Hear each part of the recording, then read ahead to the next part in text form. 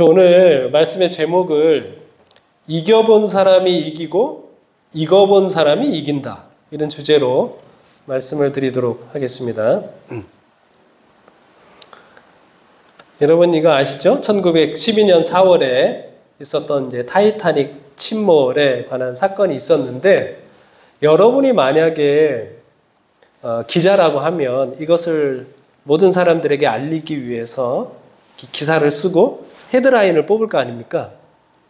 어떻게 여러분들은 헤드라인을 뽑겠습니까? 저 타이타닉에 관한 소식을 탁 전하면서 사람들에게 뭔가 좀 생각을 하도록 해야 될 거 아닙니까? 그렇죠? 네. 어떻게 헤드라인 제목을 뽑을 것 같아요?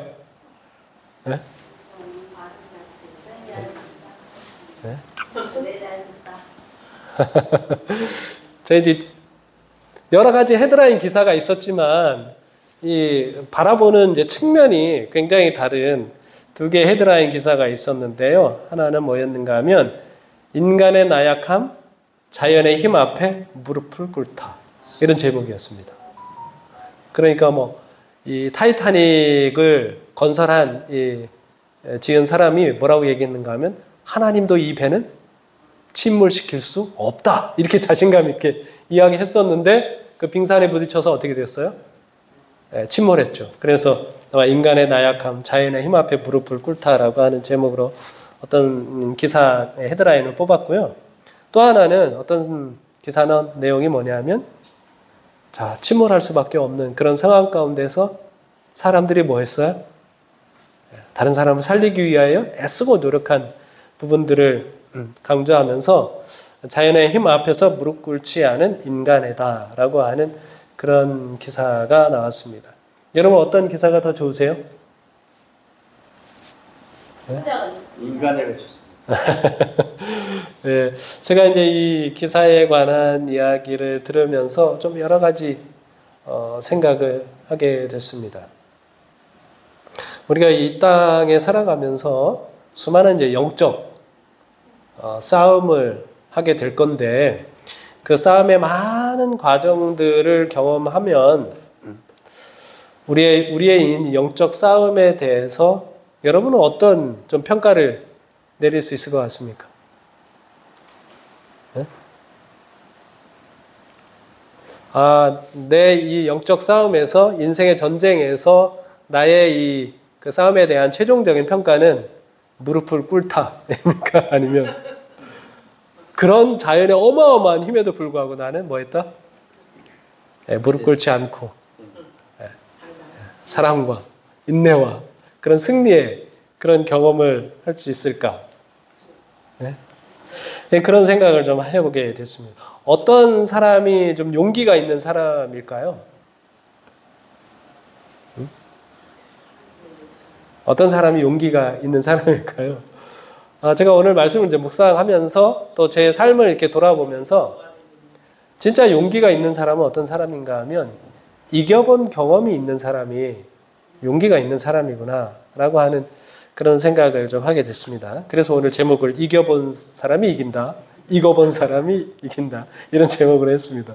사무엘상 17장 36절로 40절에 있는 말씀인데요. 우리 같이 읽어보겠습니다. 주의 종이 사자와 곰도 쳤은즉 살아계시는 하나님의 군대를 모욕한 이 할례 받지 않은 블레셋 사람이리이까 그가 그 짐승의 하나와 같이 되리이다. 또 다윗이 이르되 여호와께서 나를 사자의 발톱과 곰의 발톱에서 건져내셨은즉 나를 이 블레셋 사람의 손에서도 건져내시리이다.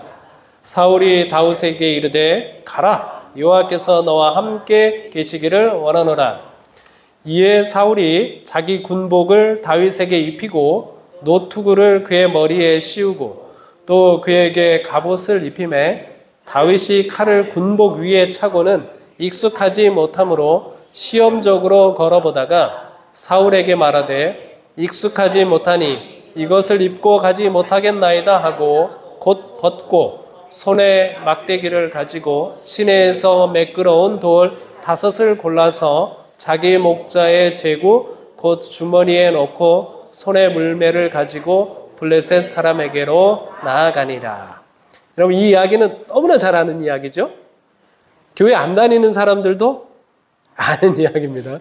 다윗이 골리앗과 전쟁을 하기 직전에 전쟁에 나가기에 앞서 사울 왕 앞에서 자기의 출전 의사를 표현을 하고 결국 사울도 이 다윗이라고 하는 청년이죠. 한 18세 정도의 이제 청년에게 그 골리앗과 싸우라고 하는 그런 허락을 하면서 일어난 이야기입니다. 저는 이제 이 이야기를 읽으면서 여러분은 어떤 생각들을 가질 수 있을 것 같습니까? 가집니까? 어떤 생각들을 가져요? 네? 자, 이곳에서 하나님의 뜻과 또 예수님을 발견하기 위해서 우리가 한번 질문을 해보자고 여러 번 말씀을 드렸지 않습니까? 성경을 읽을 때 저는 한 3가지 질문을 해봤는데요. 다윗이 골리앗과 싸우려고 하는 동기가 무엇인가?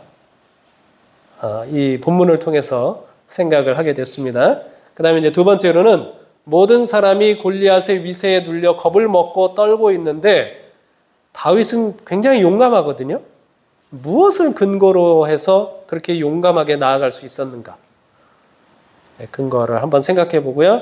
그 다음에 3번째로는 제가 이 이야기를 읽을 때마다 매우 흥미있게 보는 장면인데 성령께서는 왜 이 사건을 기록하는 저자로 하여금 다윗이 고른 매끄러운 돌의 개수를 언급하도록 했을까? 몇 개요?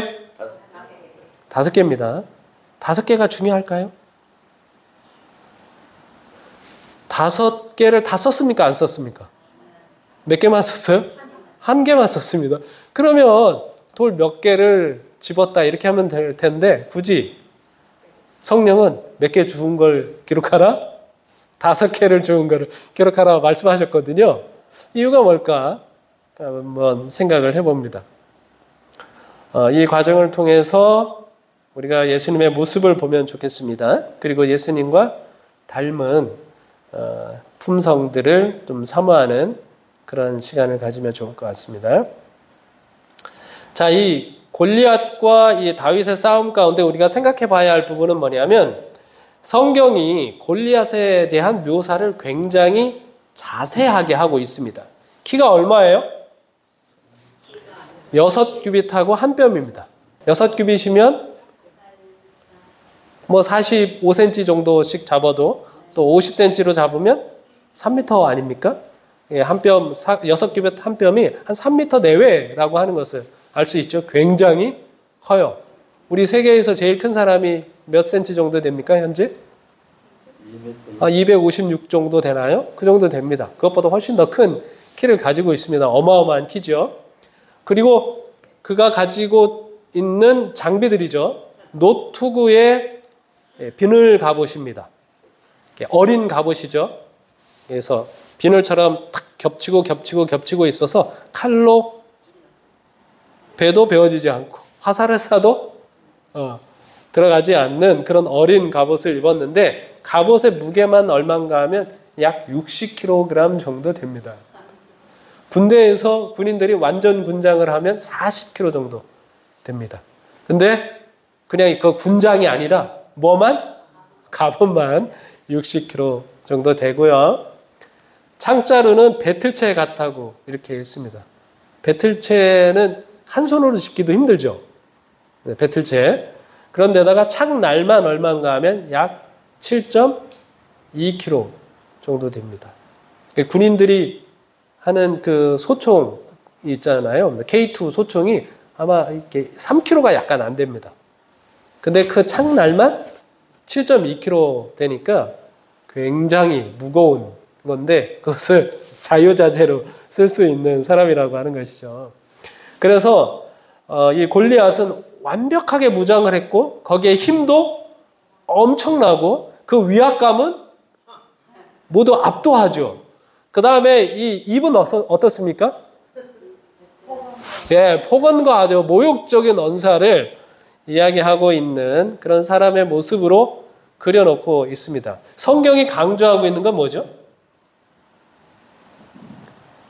이렇게 자세하게 묘사하는 이유가 뭐예요? 자, 아무도 이 사람을 대적할 수 없다는 것을 강조하고 있습니다. 제가요, 어렸을 적에 싸움을 꽤 잘하는 편이었습니다. 예. 싸움. 저희 어머니가 어렸을 때 저희 형이요, 밖에 나가면 맞고 들어오는 일이 많았습니다. 그래서 저 예전에도 말씀드렸나? 저한테는 누구를 패고 들어와라. 내가 문제가 되면 다 엄마 아빠가 책임을 질 테니까 패고는 들어와도 맞고는 들어오지 말아라. 이런 말씀하셨거든요. 그래서 제가 잘 싸웠습니다. 5학년 때는 우리 학년에서 제일 키가 큰 친구하고 싸웠는데 제가 머리로 받아가지고 앞니빨을 부러뜨린 일도 있습니다. 그래서 어디서 이제 맞고 다니는 그런 아이는 아니었는데, 근데 이제 중학교 때 서울로 이제 이사 왔거든요. 그리고 이제 한국 삼립중학교로 전학을 와서 얼마 안 됐습니다. 시골에서 이제 같이 올라온 친구랑 그 친구의 이제 동생이랑 이렇게 셋이서 집에 가는데 이제 후문으로 나가려고 하는데 서울 애들 막 셋이 와가지고는 우리 보고 따라오라고 그래요. 그리고서 막 산으로 우리를 데리고 가더라고요. 그리고 이제 그 셋이서 우리 셋한테 돈을 내놓으라고 했습니다. 제가 그래가지고 엄청 띠꺼운 표정을 줬거든요. 어렸을 때 이제 자존심이 있어가지고 그랬다가 이제 더 맞았습니다. 그런데 얼마 지나지 않아가지고 우리 반 친구 한 녀석이 와서는 야, 너 얼마 전에 애들한테 얻어맞고 돈 뺏겼다며? 이렇게 위로하는 건지 빈정거리는 건지 모르는 그 말을 해가지고 얼마나 창피했는지 몰라요. 그런데 그 친구가 결정타를 날렸는데 야, 걔들 초등학교 6학년이야 6학년. 그러니까 6학년 아이들한테 중학교 1학년 3명이 얻어맞은 겁니다. 그럼 얼마나 이제 억울하고 그런지. 어렸을 때 맞고 다니지 않던 내가 이제 그렇게 된다고 하는 것이 얼마나 억울했는지 몰라요. 왜 제가 맞았을까요? 시골에 살 때는 안 맞고 다니던 애가 왜 서울에 와서 맞았을까요? 그럼 우리말에도 있잖아요. 똥개도 자기 집 앞에서는 반은 먹고 들어간다고. 서울에 오니까 서울 자체가 너무 낯설고, 그 다음에 아이들이 전혀 이제 겪어본 아이들이 아니니까 상대가 어떤지도 이제 모르니까 그런 불안감에서 감히 이렇게 덤벼들지 못하고 그랬던 거죠. 이 골리앗의 이 모습을 보면 그 골리앗을 보자마자 전의를 상실하게 되어 있는 사람입니다. 감히 그 앞에 덤빌 수가 없는 것이죠. 그래서 성경에 보면 골리앗을 본 사람은 모두가 놀라 크게 두려워하였다고 기록하고 있거든요. 여기 놀랐다라고 하는 표현은 무슨 의미가 있는가 하면 산산이 부서지다라고 하는 의미를 가지고 있습니다. 그 사람의 모습을 보는 것만으로도 뭐 하는 거예요? 마음이 완전히 녹아버리고 완전히 부서지는 그런 상황이라고 하는 것이죠. 여러분, 그런 사람이 폭언과 그런 모욕적인 언사를 하잖아요. 그러면 기가 그냥 막 죽습니다. 제가 군대 보충대를 갔는데 처음에 우리 형하고 이렇게 들어갔어요. 들어가서 부모님들하고 가족들이 있을 때는 그 조교들이 굉장히 친절합니다. 그럼 이제 가시라고 한 다음에 이제 군인 된 사람들만 이제 데리고 들어가면 그때부터 제가 태어나서 들어보지도 못한 막 욕을 해대는데, 그래도 우리가 이제 남자들이잖아요. 남자들인데 여자들한테 하는 욕을 막 해대는 겁니다. 그러니까 막 모욕감에다가 도대체 얘네들은 어떤 애들인가 이런 생각도 들어가지고 얼마나 기가 막 죽었는지 몰라요. 그런 월요일 날 들어갔는데 수요일인가 수요 예배 때 참석할 사람 예배당으로 오라고 해서 가서 찬양을 하는데 막 눈물이 얼마나 쏟아지는지. 뭐 너는 평화 막힌 담을 모두 허셨네 그 찬양을 하는데 제 안에 이게 가슴에 쌓였던 모든 이제 담들이 허물어지는 듯한 느낌을 받으면서 얼마나 울었는지 모릅니다. 그런 위용에다가 폭언과 그런 모욕적인 언사를 하면 그야말로 사람들이 마음이 산산이 부서지는 그런 상황인 거죠. 이런 골리앗하고 어떻게 싸우면 좋을까요? 네? 이런 골리앗하고 싸울까요? 도망갈까요? 예, 전쟁이니까 싸워야 되죠. 싸우는데 사울은 어떤 식으로 싸우려고 했는가 하면 골리앗과 견줄 만한 용사를 찾습니다. 사울의 생각이 드러나고 있죠. 너는 저 사람과 싸울 수 없다. 너는 누구니까? 너는 소년이니까.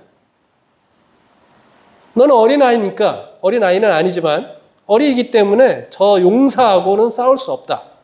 저를 능가할 누가 필요하다? 용사가 필요하다라고 하고 있는 것이죠. 사울은. 그리고 그다음에 골리앗과 싸우기 위해서는 뭐 하는 겁니까?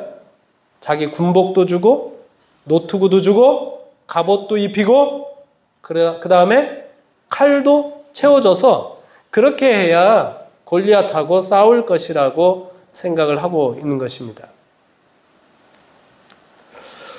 제가 근데 이 장면을 보면서 굉장히 놀라웠던 부분은 뭔가 하면 이 상황이 며칠간 계속이 되었는가 하면 40일간 계속되었었거든요. 그게 저로서는 잘 이해가 가지 않았습니다. 압도적인 그 병력을 가지고 있잖아요. 블레셋 군대가 골리앗이라고 하는 어마어마한 장수가 있으면 근데 40일간 그렇게 할 필요가 있어요? 바로 쳐들어가면 이스라엘이 어떻게 될까? 금방 점령할 수 있지 않을까요? 그런데 이제 40일간 계속해서 골리앗이 나와서 나하고 싸우자 그렇게 막 모욕을 하면서 했거든요.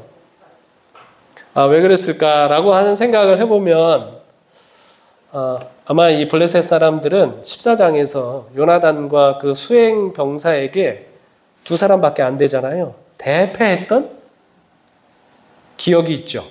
그것 때문이 아닐까라고 하는 생각이 듭니다. 자, 그런데 이 40일의 기간이 지나면서 하나님과 하나님의 백성들은 엄청난 모욕을 당하고 있었습니다. 그런 상황 가운데서 이제 사울이 찾는 싸움의 방식이 굉장히 합리적이죠. 그런데 그의 잘못은 바로 여기에 있습니다. 골리앗하고 싸우는데 누구 방식으로 싸우려고 하는 거예요? 골리앗의 방식으로 싸우려고 하는 것입니다. 골리앗이 싸움을 거는 방식으로 자기도 싸우려고 하고 있는 것이죠. 골리앗보다 그래서 골리앗 방식으로 싸우려면 골리앗보다 더 강한 용사가 필요한데 그런 용사가 있습니까? 없습니까? 없습니다. 더 좋은 장비를 찾는데 더 좋은 장비가 있어요? 없어요? 없죠. 제가 이 모습을 보면서 우리가 세상과 싸울 때 우리가 이런 방식으로 싸우는 거 아닌가? 라고 하는 생각이 드는 것이죠. 무슨 방식? 세상의 방식으로 싸우는 것입니다. 예를 들면 세상이 우리 보고 스펙으로 싸우자고 하지 않습니까? 그럼 스펙으로 싸우자고 하면 우리도 어떻게 대항을 해야 돼요? 더 좋은 스펙을 쌓아야 되는 것이죠. 그래서 우리 요즘 아이들이 얼마나 고생을 많이 하는지 모릅니다. 그리고 우리 아이들 교육할 때 우리도 어떻게 해야 애가 살아남는다? 엄청난 스펙을 쌓아야 살아남는다 이렇게 생각을 하니까 같이 예배 드릴 시간이 있습니까? 같이 성경을 연구할 시간이 있습니까? 없죠. 우리가 세상과 싸우는 방식이 사울이 선택하는 방식이 아닌가? 이런 생각을 하는 것이죠. 돈으로 싸우자고 덤비지 않습니까? 세상에서 너 돈을 잘 벌어야 제대로 살 수 있다. 그러면 우리도 어떻게 싸워야 돼요? 어떻게 싸우고 있어요? 우리도 돈으로 싸우는 거죠. 그러면 이길까요? 질까요? 지죠. 힘으로 싸우자고 덤비는 세상에 우리가 힘으로 맞서면 반드시 집니다. 그래서 이로 인해서 40일간 어떤 일이 일어났어요? 하나님과 그분의 군대가 모욕을 당하고 있습니다. 만군의 하나님 여호와의 이름 곧 내가 모욕하는 이스라엘 군대의 하나님이라고 말씀을 하고 있습니다. 여러분 이 상황 가운데서 다윗은 여기서 드디어 이 골리앗과 싸우려고 일어섭니다. 다윗이 골리앗과 싸우려고 하는 그런 동기가 무엇입니까? 여기 보시면 여기 말씀해 보시면 다윗은 살아계신 하나님의 군대가 모욕당하는 것을 참고 견딜 수가 없었습니다. 하나님의 백성이 모욕당하는 것도 견딜 수가 없었고 하나님의 백성들이 막 쥐죽은 듯이 두려워 떨고 있으니까 하나님이 어떤 분처럼 보여요? 죽은 것처럼 보여요. 그래서 다윗이 계속해서 백성들 사이에 그리고 골리앗에게 하는 말은 무엇인가 하면 네가 지금 모욕하고 있는 저 할례 받지 않은 사람이 모욕하고 있는 것은 어떤 하나님이시다? 살아계신 하나님의 군대라고 해서 강조해서 이야기하고 있는 것이죠. 하나님이 뭐처럼 보이는 거예요? 죽은 것처럼 보인다는 것입니다. 이것이 다윗으로 하여금 분기가 일어나게 하는 것입니다. 내가 나가서 뭐 해야 된다? 싸워야 된다라고 하는 그런 마음을 갖게 하는 것이죠. 여러분 우리가 하나님의 교회가 모욕을 당할 때 우리 마음에 뭐가 있어야 할까요? 분기가 있어야 합니다. 교회가 어려움을 겪고 교회가 침체의 상황에 빠졌는데 난 아무렇지도 않아. 그럼 우리가 좋은 믿음을 가지고 있는 겁니까? 하면 나나 교회 열심히 왔다 갔다 하면 되는 것이지. 교회가 큰 위험에 처하든지 뭐 침체 상황에 있든지 그게 무슨 상관이야 라고 하는 생각을 가지고 있다면 태도를 가지고 있다면 우리는 좋은 믿음을 가지고 있는 것은 아닙니다. 예수님께서도 성전이 더럽힘을 받을 때 뭐 하셨어요? 마음에 분노하셨습니다. 예수님이 나서셔서 그 성전을 정결케 하는 사역을 하게 된 것이죠. 다윗도 이제 그런 마음으로 이 전쟁에 임하는 것입니다. 자, 그런데 이제 다윗이 이제 싸우지 않습니까? 다윗이 싸우는 방식을 보면 참 우리가 배울 것이 많습니다. 김병삼 목사님이라고 이제 만나교회에 계신 그 목사님이신데 그 기독교 타임즈와 컬럼을 하면서 다윗에 관한 이야기를 하면서 우리가 세상과 싸울 때에 우리의 능력의 문제가 있는 것이 아니라 우리 싸움의 방식에 대한 문제일 때가 많다 이런 이야기를 했습니다. 전적으로 이 이야기에 이제 동의하는 것입니다. 다윗은 어떻게 싸웁니까? 여기 보시면 자 사울이 입혀줍니다. 야, 너 이렇게 내가 알려주는 방식대로 싸워야 돼.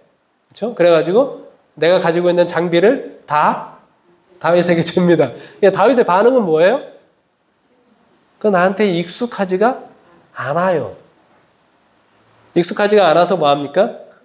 이거 다 벗어버리고 손에 막대기 가지고 시내에서 매끄러운 돌 5개를 골라서 자기 목자의 제구 곧 주머니에 놓고 손에 물매를 가지고 블레셋 사람에게로 나아가니라 라고 이렇게 말씀을 하고 있습니다. 그런데 여러분 다윗이 왜 돌 5개를 주었을까요? 네? 여러분 왜 돌 5개를 주었을까요? 하나도 아니고 2개도 아니고 3개도 아니고 4개도 아니고 5개. 막 닥치는 대로 막 다 주워가지고 주머니에 다 넣지도 않고 딱 5개를 골라서 챙겼을까요? 여러분이시라면 그런 엄청난 그 전쟁에 목숨을 걸어야 하는 그 전쟁에 나아갈 때 겁먹지 않고 나아간다면 여러분은 어떤 약속의 말씀을 붙잡고 가시겠습니까? 여러분이 다윗의 입장에 있다면 하나님 어떻게 기도하시겠어요? 어떤 약속의 말씀을 붙잡고 가시겠습니까? 여러분 그때 필요한 약속의 말씀이 있어야죠. 여러분 다윗은 어떤 사람입니까? 시편 1편 2절로 3절에 보면 그는 오직 여호와의 율법을 즐거워하여 그의 율법을 주야로 묵상하는도다. 그는 시냇가에 심은 나무가 시절을 쫓아 과실을 맺음과 같으니 라고 이야기했습니다. 다윗은 어떤 사람인가 하면 하나님의 율법을 뭐 하는 사람? 네, 묵상하는 사람. 그 묵상하는 사람은 어떤 사람과 같다? 시냇가에 심은 나무와 같은 사람이다라고 그가 스스로 시를 읽고 노래를 만들었던 사람이거든요. 그러니까 이 말이 의미가 있습니다. 다윗은 어디 가서 돌을 줍습니까? 시내로 갑니다. 제가 엘라 골짜기에 가봤는데 거기에 물이 많이 흐르는 그런 시내는 없더라고요. 물이 있는지 없는지 모르는 그런 상황인데 어쨌든 어디를 찾아간 거예요? 시내를 찾아간 것이죠. 제가 만약에 이제 다윗의 입장에 있다면 자기가 지은 그 노래가 생각이 나지 않습니까? 주로 부르는 노래? 어디로 찾아가는 거예요? 시냇가에 심은 나무다. 율법을 주야로 묵상하는 사람이면. 그러면 그가 율법을 묵상할 때 이 전쟁 마당에서 그에게 용기가 될 만한 구절이 뭐가 있을까요? 레위기 26장 8절에 있는 말씀 전후 여러분 문맥을 보시면 어떤 말씀이 있는가 하면 이스라엘 백성들이 하나님의 율법을 순종할 때 전쟁에 나가면 어떤 일이 있을지에 관한 이야기가 기록이 되어 있습니다. 그 중에 8절에 뭐라고 되어 있어요? 자, 또 너희 5이 100을 쫓고 너희 100이 만을 쫓으리니 라고 하는 약속의 말씀이 있습니다. 다윗이 이 말씀을 기억했을까요? 네, 저도 이 돌 5개를 줍는 과정 가운데서 다윗이 무슨 약속의 말씀을 붙잡을까 성경을 막 뒤져보다 그러니까 이 말씀이 저도 이 말씀을 붙잡을 것 같습니다.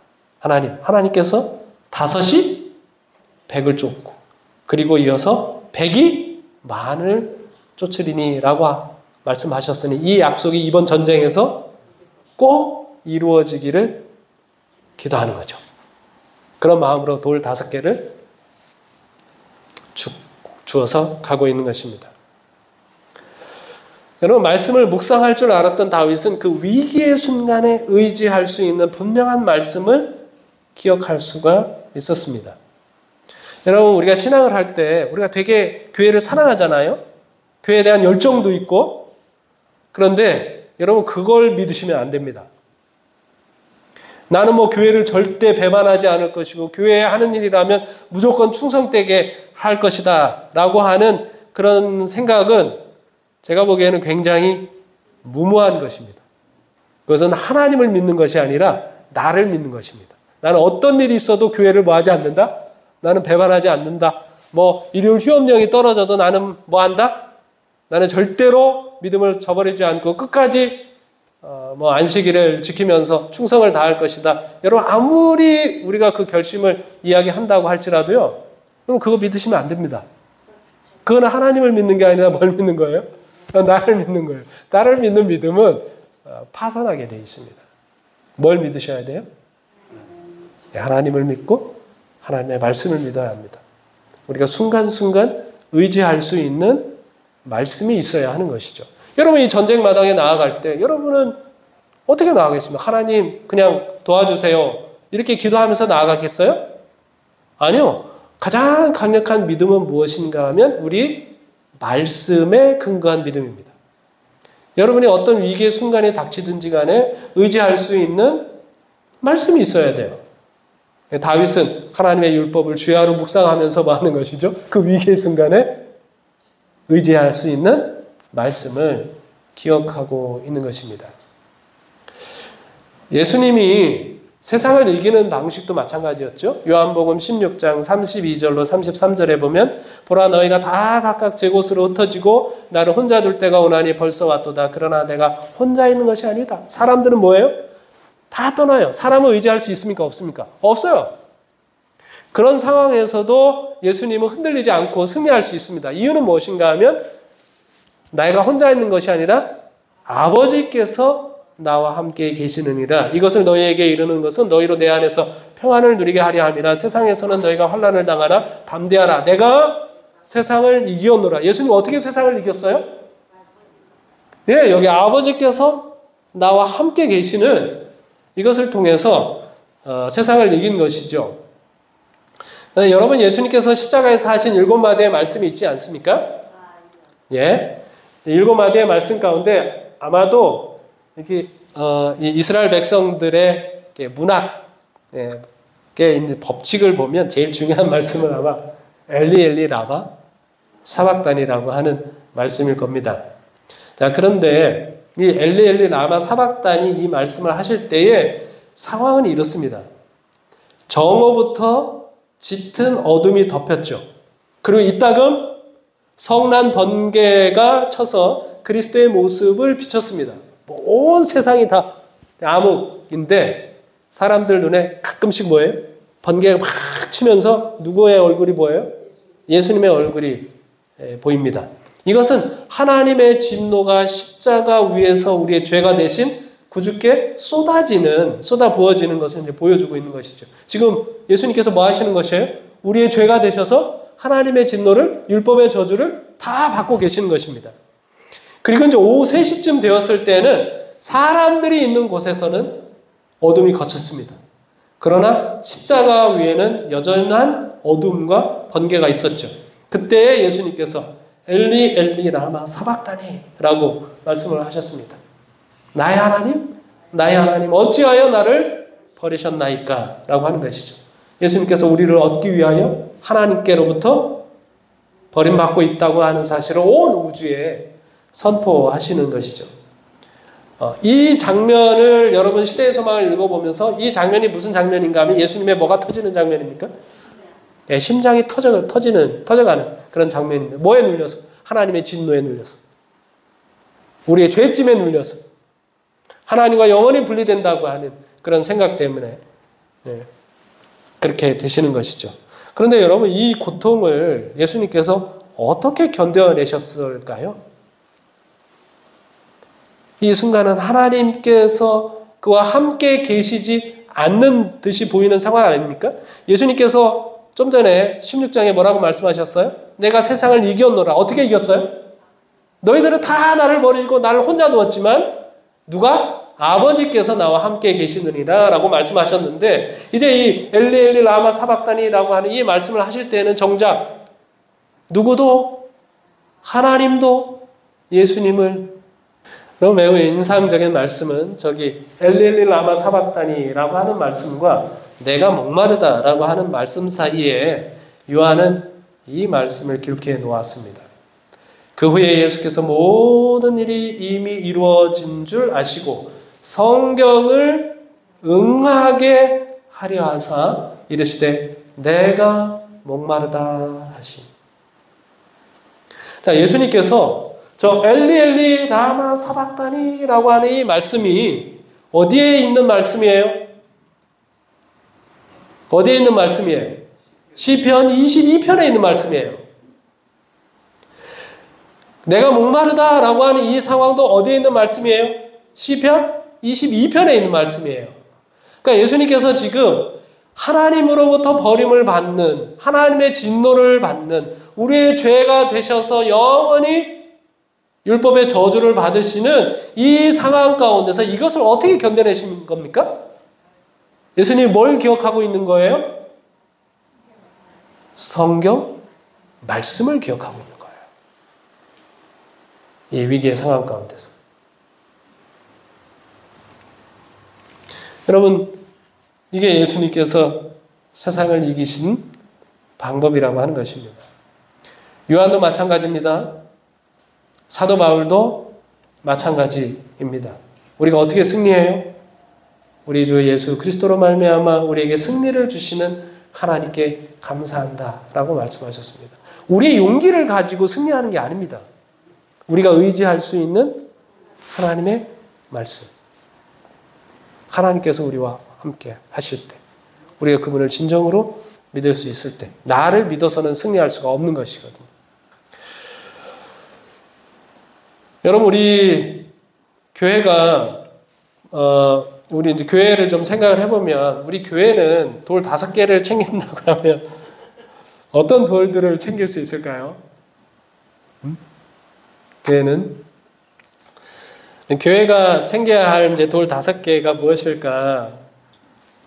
우리 교회가 가지고 있는 기능이 5가지 기능이 있습니다. 이래야 이제 교회가 영혼을 구원하는 기능을 다 발휘할 수 있다라고 믿는 거죠. 5가지가 뭐예요? 교육, 예배, 친교, 전도, 봉사. 이 기능이 원활하게 우리 교회 안에서 작동될 때 사람을 구원할 수 있는 교회가 된다라고 말씀하고 있습니다. 어떤 분들은 봉사를 하시는 분들이 있고 어떤 이는 예배를 위해서 어떤 이는 전도를 통해서 이런 과정들을 통해서 우리 교회가 이 5가지의 돌들을 잘 구비한다면 정말 이 세상과의 싸움에서 승리하는 교회의 모습을 가질 수 있을 겁니다. 그러면서 동시에 우리 개인이 챙겨야 할 돌이 있다면 돌 5개가 있었다면 뭐가 있을까요? 어떤 돌들을 챙겨야 할까요? 이 5가지 돌이라는 생각이 들었습니다. 매일 말씀을 묵상하는 것, 매일 기도하는 것, 매일 전도하는 것, 그리고 우리의 공동체와 더불어 소그룹을 통해서 복음을 전하고 말씀을 나누고 교제하는 것, 그리고 안식일 준수. 이 5가지라고 하는 돌을 우리가 잘 챙겨야 영적인 싸움에서 승리할 수 있겠다라고 하는 생각을 하게 됐습니다. 그냥 저 개인의 생각이 아닙니다. 저 나름대로 이제 말씀을 연구하고 하면서 우리가 갖춰야 할 돌이 아닐까 생각이 듭니다. 전 개인적으로는 우리 이제 코로나 상황이 되면서 예전에는 이 일이 굉장히 좀 어려웠지 않았나 이런 생각이 들었습니다.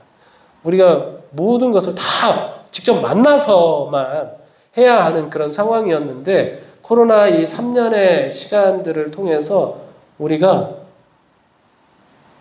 만날 수 있는 아주 좋은 도구들을 발견을 하게 됐습니다. 여러분, 많은 사람들이 이 온라인을 통해서 기도를 많이 하고 있습니다. 얼마나 많은 분들이 지금 정말 가히 기도 운동이 번진다? 기도의 불이 번진다? 라고 하는 생각을 가질 만큼 수많은 사람들이 새벽에 기도하고 또 주말에도 기도하고 합니다. 예전에는 한 장소에 모여서 했었는데 줌이라고 하는 것들 이런 도구들을 통해서 얼마나 많은 사람들이 기도하는지 몰라요. 성경도요? 얼마나 많은 사람들이 배우는지 모릅니다. 목사님하고 이제 교회에서 만나야만 이제 공부할 수 있었던 시대, 일주일에 몇 번 아닌데, 우리가 공부할 수 있는, 성경을 공부할 수 있는 온라인 과정을 통해서 얼마나 그 길들이 열렸는지 몰라요. 매일 말씀도 보고, 매일 기도도 하고, 매일 전도도 할 수 있는 그런 세상이 지금 코로나로 인해서 우리에게 펼쳐진 겁니다. 우리가 그런 삶을 살아야 되는 것이죠.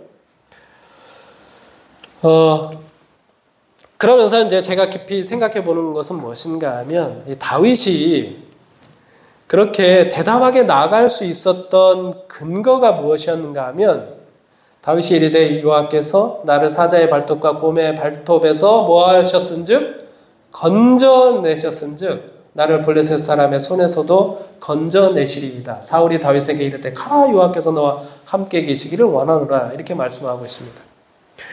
누가 건져내셨다고요? 하나님께서 건져내셨다고 말하고 있습니다.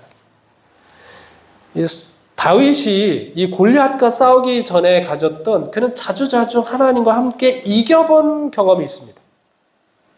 그 하나님과 이겨본 경험이 다윗에게는 굉장히 익숙했습니다. 곰도 만나고 사자도 만났는데 이겨봤어요? 이겨봤어요. 누구 때문에? 하나님 때문에 이겨본 경험이 있는 것이죠. 제가 이 감이 좀 생각이 났는데요. 여러분, 감은 아직 익지 않으면 뭐예요? 떫어서 먹을 수가 없습니다. 사과나 배나 이런 거하고는 이 감은 조금 다른 느낌을 줍니다. 감은 뭐예요? 완전히 익어야만 이제 먹을 수 있지 않습니까? 익은 감이 먹을 수 있듯이 하나님과의 승리의 경험도 익숙해서 익어본 사람이 승리할 수 있는 겁니다. 요번 우리 합회에서 예배 드릴 때 지금 부조한 선지자의 말씀을 같이 읽으면서 예배를 드리고 있는데, 여러분 아브라함이요. 어느 날 하나님으로부터 무슨 이야기를 듣는가 하면 내 아들, 내 독자, 내 사랑하는 아들, 독자 이삭을 뭐로 바쳐라? 제물로 바쳐라. 라고 하는 음성을 하나님께로부터 들었습니다. 아브라함에게 갈등이 있었을까요? 어떤 갈등이 있었을까요? 여러 가지 이제 갈등이 있는데 매우 중요한 갈등은 뭐냐면 여러분 하나님은 살인하라고 그랬어요? 하지 말라고 그랬어요? 살인하지 말라고 그랬습니다. 여러분 하나님은 인신제사를 받습니까? 안 받습니까? 인신제사를 전혀 받지 않습니다. 자, 그러면 내가 알고 있는 하나님은 절대 이런 명령을 내릴 수 있는 분이에요? 아니에요? 그러면 여러분 이게 상식적으로 하나님이 이럴 리가 없거든요. 그게 하나님께서 하신 말씀이에요? 아니에요? 네? 하나님께서 하신 말씀이라고 하는 것을 어떻게 알 수 있죠?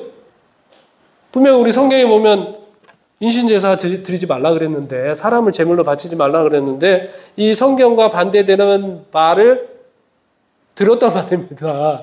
이게 하나님의 말씀이에요? 아니면 사단이 한 얘기예요?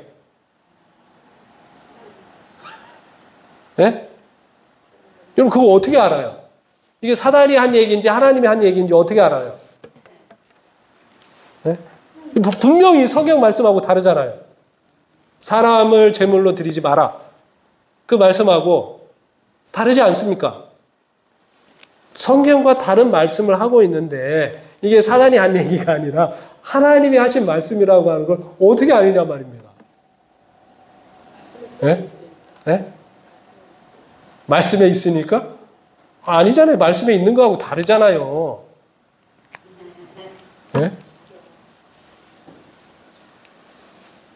어떻게 그걸 알 수 있어요? 네, 아브라함은 늘 들어오던 하나님의 말씀이었기 때문에 이게 합리적으로 생각할 때 하나님께서 하신 명령이 아닐 것 같다고 하는 생각과 뭐 할 수 있는 거예요? 싸울 수 있는 거예요. 이게 갑자기 어느 날 내가 들어왔던 하나님의 음성이 아닌데 그 음성이 들려왔다 그러면 아브라함이 그 말을 들었을까요? 안 들었을까요? 안 듣죠. 그런데 이 말씀은 내가 늘 들어오던 하나님의 음성이었기 때문에 이게 하나님께서 나에게 하신 명령이라고 받아들일 수 있는 겁니다. 예. 여러분 어느 날 갑자기 하나님께서 나에게 이제 명령을 하는데 그 명령이 하나님께서 하신 명령인지 하나님께서 하신 명령이 아닌지 우리가 어떻게 압니까? 우리가 날마다 하나님의 말씀을 들어본 경험이 없으면요, 그게 하나님의 음성인지 아닌지 우리가 몰라요. 네. 다윗이 어떻게 용기를 낼 수 있어요? 내가 골리앗하고 싸워야 되겠다? 어떻게 용기를 낼 수 있어요? 그는 하나님과 함께 뭐 했던 경험이 있어요? 이겨본 경험이 있는 겁니다. 예. 이겨본 경험이 있기 때문에 사자와 곰하고의 싸움에서도 이기게 했는데 하나님께서 저 골리앗하고 싸워서 이기게 못하시겠는가?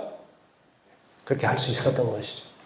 아브라함이 이 이삭을 제물로 바칠 수 있는 이유가 뭐예요?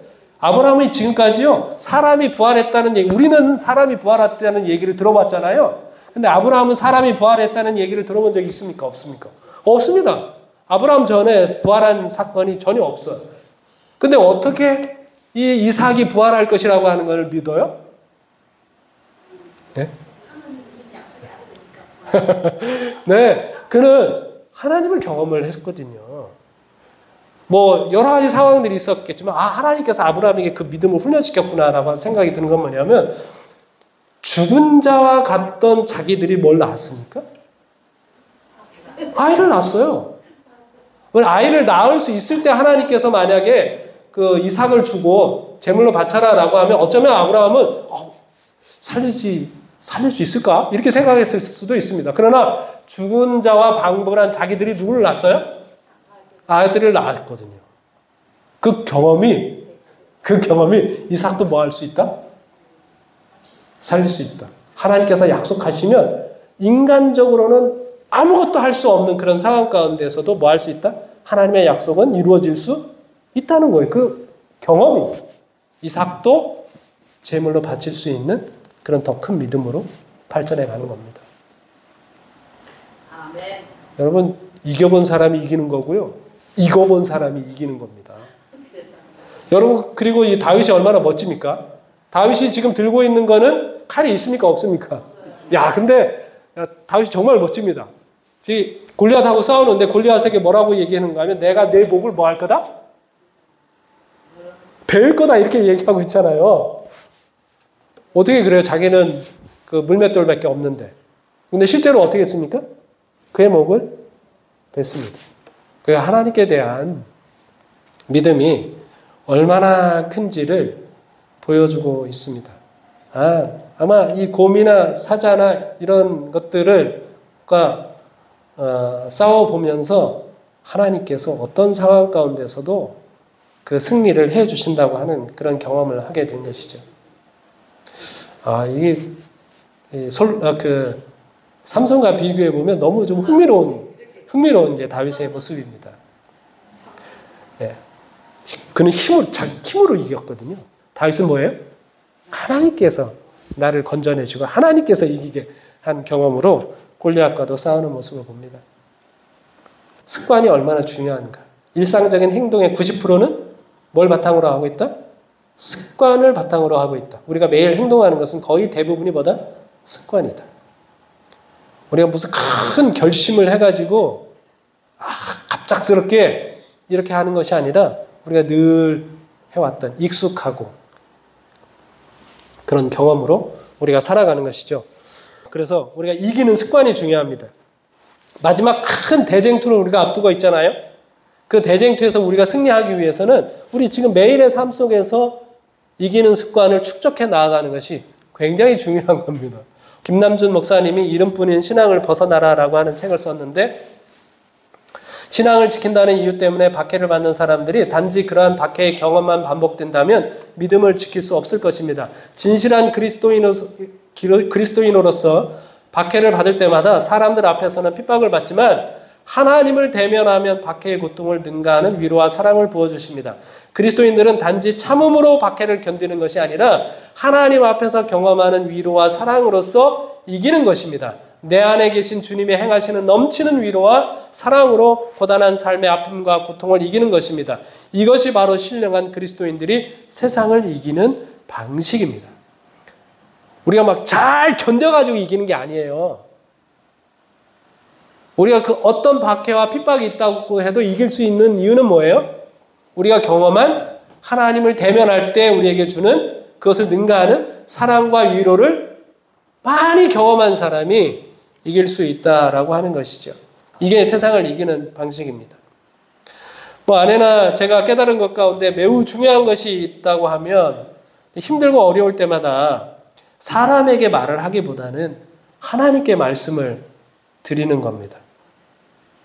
그분께 자꾸 이야기하다 보면 사람이 줄 수 없는 위로와 평안이 있거든요. 그리고 그분이 이길 힘을 주시는 것을 경험하게 되는 거거든요. 그래서 우리가 다른 분들하고 이야기를 할 때마다 지금 감정, 지금 느끼는 힘들고 어려움 이런 모든 것들을 누구한테 말씀을 드려라? 하나님께 말씀을 드려라 라고 하는 이야기를 종종 합니다. 우리가 하나님과 더불어 이기는 경험이 얼마나 중요한지 모르는 것이죠. 여러분, 이러한 승리에 익숙해져야 합니다. 우리가 믿는 예수님은 어떤 분이십니까? 그분은 죽음으로 우리를 살리시는 분이시잖아요. 십자가에 달리심으로 세상을 그분에게로 이끄시는 분이시잖아요. 우리가 그분을 믿는다면 그분이 세상을 이기는 방식에 우리의 삶이 익숙해져야 합니다. 내 용기, 내 그런 위세 이런 것으로 세상을 이기는 것이 아니라 누구 방식으로? 예수님 방식으로, 하나님 방식으로 세상을 이기는 그 경험이 매우 중요한 겁니다. 그래서 오늘 다시 한번 우리가 매일 묵상, 매일 기도, 매일 전도 이런 것들을 통해서 세상을 이겨가는 저와 여러분들이 되길 바라면서 말씀을 마치겠습니다.